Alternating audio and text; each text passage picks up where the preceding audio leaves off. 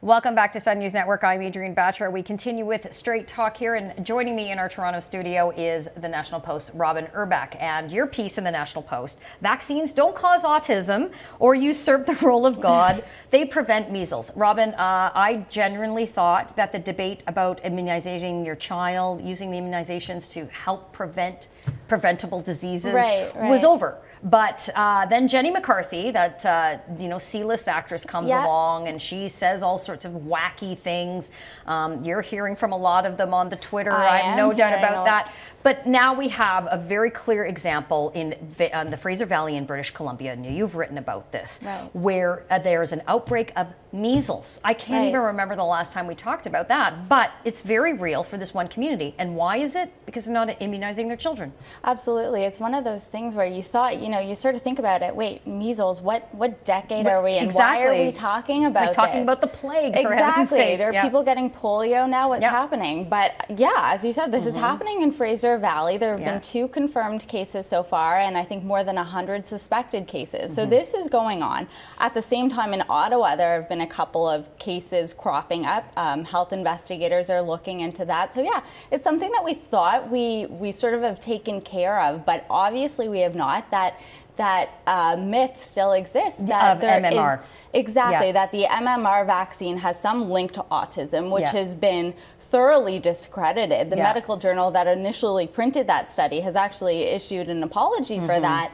Yet it's one of those things, once the idea goes out there, it's harder to take back, and that's kind of what we're seeing. It's that notion that a lie has an opportunity to go around the world once before the truth has its chance to put his pants on. I mean, and that's a very simplistic way of putting it, but the mumps, measles, rubella vaccination, going back to that original report, I don't even, the Lancet, it was in that, it's a very reputable medical journal, and as you say, they've since rebuked that and apologized. But I think what a lot of parents, and my son's 4.5, I couldn't not think of getting him help. If he needed it, that's just what you do as a parent. No matter how much you pray it out or how much you will out, if there's something wrong with your child, sometimes modern technology and science is the way to look. And I know we've had this discussion about it being child abuse in this country, and we've heard of some certain religious sects that will not use modern day medicine and the like, but come on, and if it's available, isn't that like abuse to your kids? Well, the other thing is, we talk a lot about a parent's right to make decisions for his or her child. The problem with this sort of situation is you're not just making a decision for your child, you're making a decision for a community, because after all, we're talking about a public health issue. And there are lots of kids that, for example, they can't get immunized, even though their parents would like it for various medical reasons. And of course, young kids, very old people tend to be more susceptible, even those who have had the vaccine earlier in life. So, there is that suggestion that parents should be able to make medical decisions for their kids, and to an extent that is true, but we have to remember it's not just about our kids, it's about everybody's kids and the effect that it has on them as well. And now, what are we seeing in this particular community with Fraser Valley? We've seen how many kids have gotten it now? Measles, I mean. In terms of confirmed cases, it's 2 confirmed, but more than 100 suspected. Yeah, and do they see the number growing, or they're still in the sort of preliminary stages of looking at this? It's still the preliminary stages. This case in particular, it seems to have broken out. A child went to the Philippines, came back, where they had contracted the virus, spread it to another child. Other children too. That school in particular is a religious school.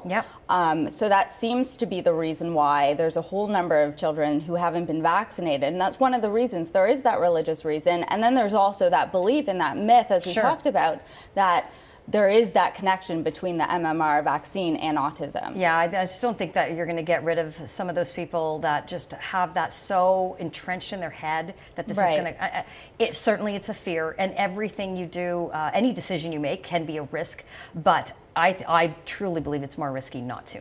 And I was actually looking as I was researching for this column just to see, well, what else is out there? What else can I find? And you can find, if you want to find a connection between vaccines and cancer vaccines and this and that, there's basically a blog that will tell you what you want to hear. Yeah, everything is out there. Exactly. And now, are there any other alternatives parents can use if they don't want to go with the traditional, like MMR, for example? Well, that's another problem that sort of crops cropping up. A lot of parents do opt for so-called alternative vaccines. That title is a bit dubious because they aren't actually vaccines, but in that case, we're talking about homeopathic alternatives. And the funny thing is that Health Canada actually approves these vaccines, which I don't necessarily want to call them that, and basically it's just they work by magic. It's not actually a vaccine, it's a diluted solution. The idea is it's supposed to catalyze some immune response. That doesn't actually happen, but some parents do opt for that with the mistaken belief that they're protecting their kids when actually they're not doing anything at all. Quickly before I let you go, tell me a little bit about this particular area of Canada, Fraser Valley. There seems to be a lower than average immunization rate in general. Is that because of certain religious values? I think it's because of that. I think there's also that it sort of varies from community to community. If you're talking about what experts would like to see in terms of preventing a resurgence of infectious diseases, we're talking about 95%. Across Canada, generally it's about 85%. In this area, we're seeing 60 and 70%. And some schools that have been investigated, actually the percentage is 0 or point whatever. So there's definitely something going on there where the community just doesn't believe in the effectiveness of these vaccines, even though they've been thoroughly proven. It's absolutely incredible in this day and age. There it is. All right, thanks very much, Robin. Thank you. Robin Urbeck is a columnist with the National Post and joined me in our Toronto studio.